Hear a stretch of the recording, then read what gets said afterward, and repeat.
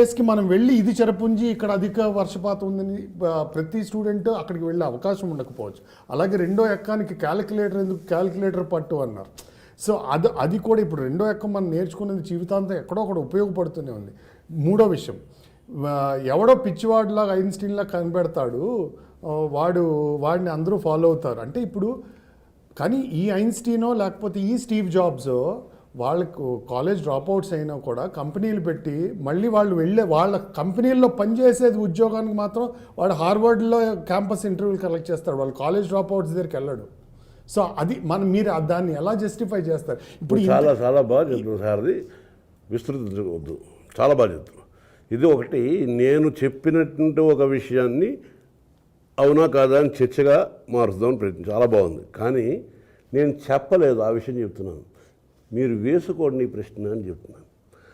Calculator చేపట్టు అని అనగానే నవ్వు రావాలి. అవును కదా, క్యాలిక్యులేటర్ చేపట్టమా అంటే రెండో ఎక్కానికి కూడా క్యాలిక్యులేటర్ పట్టాల్సిన దౌర్భాగ్య స్థితిలో విద్యా విధానం ఉందే అని నీకు అనిపించాలి. అందుకనే కవిత్వ రూపం కవిత్వం వ్యతిరేకంగా వ్యంజనంగా మాట్లాడుతుంది, వ్యంగ్యంగా మాట్లాడుతుంది, ధ్వని పిచ్చోడెవడో అన్న మాట నేనన్నా. స్టీవ్ జాబ్స్ తన ఆఖరి పేజీలో రాసింది ఏంటి, చనిపోయే ముందర అనవసరమైన చెత్త పనుడు చేశాను నేను ఇది కనిపెట్టి. ఐన్స్టీన్ చెప్పిన మాట అదే. సో ఈ టెక్నాలజీ, ఈ సాంకేతికత, ఇవన్నీ వాటి దాని వెళుతూనే ఉంటే జీవన వ్యాపారంలో మనిషి తనకి తెలియని, తనని తరుముతున్న తాను పుట్టినట్టు గమనించని ప్రశ్న తరుముతూ ఉంటే పరుగులు పెడుతూ ఏవో పనులు చేస్తుంటేనే ఇవన్నీ వస్తాయి. ఈరోజు నువ్వు కనిపిస్తున్నట్టు ఏ టెక్నాలజీ నీకు అవసరం లేదు. నువ్వు మనిషిగా బతకడానికి ఏ టెక్నాలజీ అవసరం లేదు. వేలాది సంవత్సరాలుగా నీతో పాటు సహజీవనం చేస్తున్న పులులు, మేకలు, కుందేళ్ళు, చేపలు, అవన్నీ తినిగా నువ్వు కూడా రోజువారీగా తినిగా ఇంకా బతికి ఉన్నావు. సో సృష్టిలో జీవజాలం బతికే ఉంది. నువ్వు నరికిగా, చేపల చెరువులు వేసిగా, రొయ్యల చెరువులు వేసిగా, అడవులని తవ్విగా ఇంకా మిగిలే ఉంది. సో నీ ప్రమేయం లేనటువంటి బ్యాలెన్స్ సృష్టిలో ఏదో ఉందని నీకు తెలిస్తే నేను తెలుసుకోవలసింది అది కాదు. నేను ఎంత దూరం పరిగెట్టినా అంగారకుడి దగ్గరికి వెళ్ళడం కంటే ముందర నా దగ్గరికి నేను వెళ్ళాలి. నా దగ్గర నేను లేకుండా ఎటో పరిగెడితే ప్రయోజనం ఏమిటి అనేటువంటి విధాన్ని అర్థం చేసుకోవటానికి పిచ్చోడు ఎవడో ఏదో కనిపెట్టు, అది కొనిపెట్టు, దిక్కుమల డబ్బులు అసలు నీకు అవసరమా? 1996కు ముందు నీ దగ్గర ఫోన్ ఉందా? అప్పుడేమైనా కొమ్మలు కూలిపోయా? ఇప్పుడు డ్రైవ్ చేస్తూ కూడా ఫోన్ మాట్లాడి యాక్సిడెంట్ చేసుకోవాల్సిన అవసరం ఉందా? ఈ ప్రశ్న. అందువల్ల నేనేం చెప్తున్నానంటే, నేను చెప్పింది సబవా కాదా అని తర్కించమని నేను ఒక విషయం ఉపదేశం చేయాల. ఒక ప్రశ్న వీరు వేసుకుని ఈ కార్యక్రమం తాలూకు ఉద్దేశం ఏంటంటే, నా పాటలు వినొద్దు, అనొద్దు, చదవండి. నా పాటలు అంటే మనిషి పాటలు. ఎందుకని ఒకసారి అమెరికాలో కూడా చెప్తూ వచ్చారు, ఈ వేళలో నువ్వు ఏం చేస్తూ ఉంటావు? ఇది ప్రియుడు ప్రేసి మాట్లాడుకోవాలా? మీరు అనాల్సి వస్తే జీవితంలో ఈ మాట ఇంతకుముందు చాలాసార్లు అని ఉంటారు, ప్రతిరోజు అనుకుంటూ ఉంటారు, రేపు కూడా అంటారు. ఎందుకంటే మీ బిడ్డ అమెరికాలో ఉన్నాడు, మీ తమ్ముడు ఎక్కడికో వెళ్ళాడు, ఏదో జరుగుతుంది, ఈ సమయంలో ఏం చేస్తుంటాడో తెలుసుకున్నాడేమో పాపం. ఇదంతా మన జీవనంలో ఒక భాగం కదా. దాన్ని మీరు ఆ సినిమా ద్వారా, ఆ పాత్ర ద్వారా, ఆ సన్నివేశం ద్వారా, ఆ మ్యూజిక్ ద్వారా చూసినట్లయితే పరిమితం అయిపోయి అదొక హీరో హీరోయిన్ డ్యూయెట్ లాగా మీరు భావిస్తారు.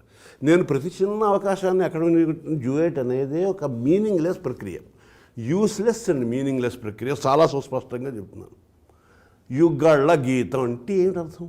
మాటకు మాట తెగుల్లాగా ఇద్దరు కలిసి నాకు నీ మీద ప్రేమ ఉంది, నాకు కూడా ఉంది, I love you 2, I love you 3 అని మాట్లాడుకుంటూ కూర్చుంటారా?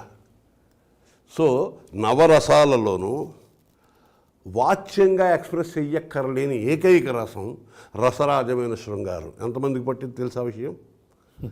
భయానికి వాక్రూపం ఉంది, అమ్మో బాబో అయ్యో అయ్యో, బీభత్సానికి ఉంది, వీరత్వానికి ఉంది, శృంగారానికి ఏముంది? డీప్గా ఆలోచిస్తే శృంగారానికి చూపులు, హావభావాలు, భావనలు, బాధలు, విరహాలు, మురిపాలు, ముచ్చట్లు, కనుసైగలు, ఇంకా తర్వాత అంటే ఏమేమిటి వస్తాయి, అన్ని నిశ్శబ్దాలనే సంగతి నీకు తెలుస్తుంది. లేదా అన్నీ నిశ్శబ్ద శబ్దాలే అని కూడా నీకు తెలుస్తుంది. నిశ్శబ్ద శబ్దం అంటే అర్థం చేసుకుంటే చాలు.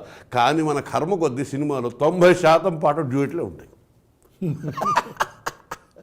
దొండపండు లాంటి పెదవిల్ని బాగుంది నాకు దొండపండు కంటే మా వంకాయలు ఇష్టం, వంకాయలాంటి ఇలా మాట్లాడుకుంటారు ఎవరు ఎక్కడన్నా?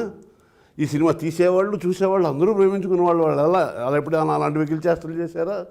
సో అలాంటి పాటలు వచ్చినప్పుడు నేనేం చేస్తానంటే ఆ భావాన్ని జనరలైజ్ చేస్తాను. ప్రేమ అని ఒక యూనివర్సల్ భావం ఉంది. ఇందాక మొట్టమొదటి నుంచి చెప్తున్నాను, పాట ఉన్నది కానీ అవసరం లేని చోట వాడినప్పుడు అది అనవసరమైన ప్లేస్ అవుతుంది.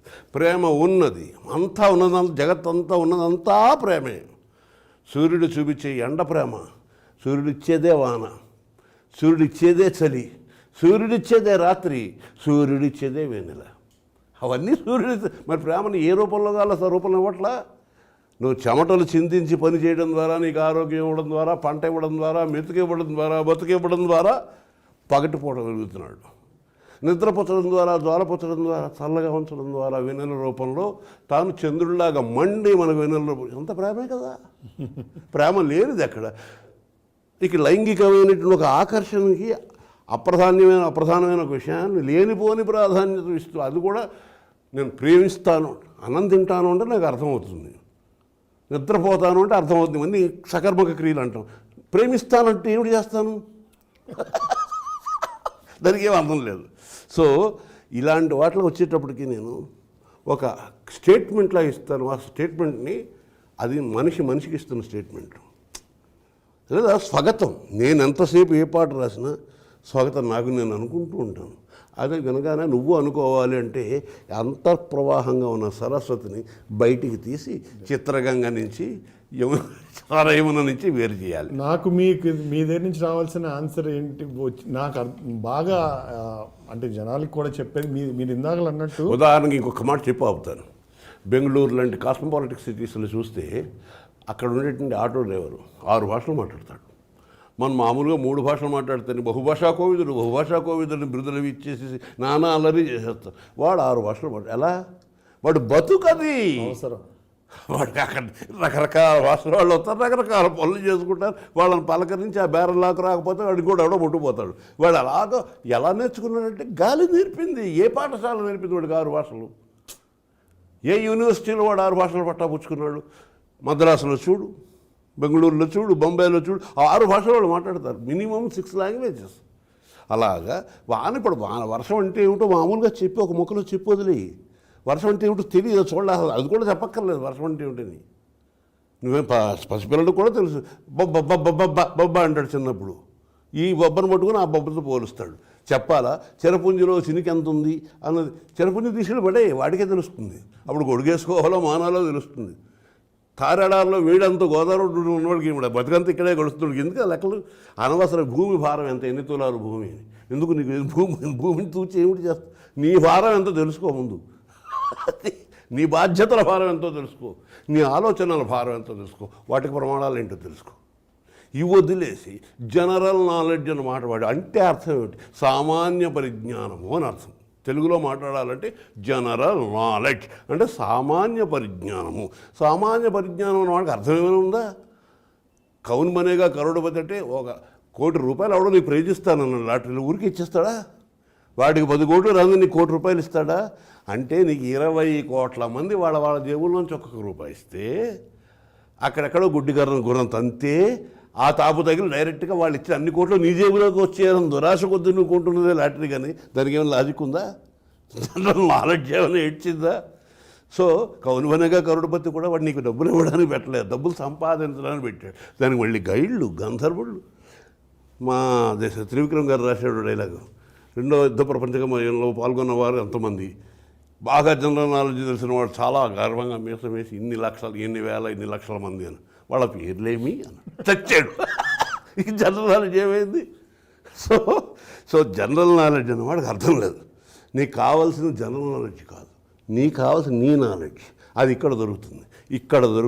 నువ్వు సరిగా చూడటంలో దొరుకుతుంది, నువ్వు సరిగా వినటంలో దొరుకుతుంది, సరిగా మాట్లాడటంలో దొరుకుతుంది. అంటే నీ ఎదురుగుండా జీవితం ఒక మనిషి రూపంలో వస్తున్నప్పుడు సవ్యంగా పలకరిస్తే ఆ మనిషి నీతో చెప్పే మాటలే నీ జీవితానికి అవసరమైన చదువు వస్తాయి. మాట ద్వారా వస్తుంది. సో నీకు ఇవ్వబడ్డ పంచేంద్రియాల ద్వారా నిత్యం ప్రపంచం జీవితం నీకు పాఠాలు బోధిస్తూనే ఉంటాయి. అవన్నీ పుస్తకాల్లో రాసి ఏడాది అవగానే ఛాయిస్లు ఇచ్చేవాడు పేపర్లో వార్త చదువు. 10వ క్లాసులో మరింత ఎక్కువ ఛాయిస్, విస్తృతమైన ఛాయిస్. అంటే నువ్వు ఏమేమి మర్చిపోవచ్చో చెప్తున్నారు, ఏమేమి చదువుకోవాలో చెప్పట్లా. ఇది వరకు 10 ప్రశ్నలు 5 ప్రశ్నలు వదిలేయచ్చు ఛాయిస్కి. ఇవాళ 10 ప్రశ్నలు 8 వదిలేయచ్చు, వాళ్ళ కొత్త వార్త. అంటే ఇంకా నువ్వు తక్కువ నేర్చుకో. ఇది చదువు, ఇది విద్యా విధానం. సో దీని నుంచి అర్థం చేసుకోవడానికి, ఎందుకని అందుకు భద్రం బీ కేర్ఫుల్ బ్రదర్ అని రాస్తే నన్ను పెళ్ళాలి ఎవరు కొట్టడానికి రాలా. నిగ్గదీసి అడుగు సిగ్గులేని జనాన్ని అని రాస్తే ఎవ్వరు నన్ను సిగ్గులేని జనాన్ని ముక్కు మీద వేలు పెట్టి అడుగుతావా అని ఎవరు అడగల. ఎందుకు అంటే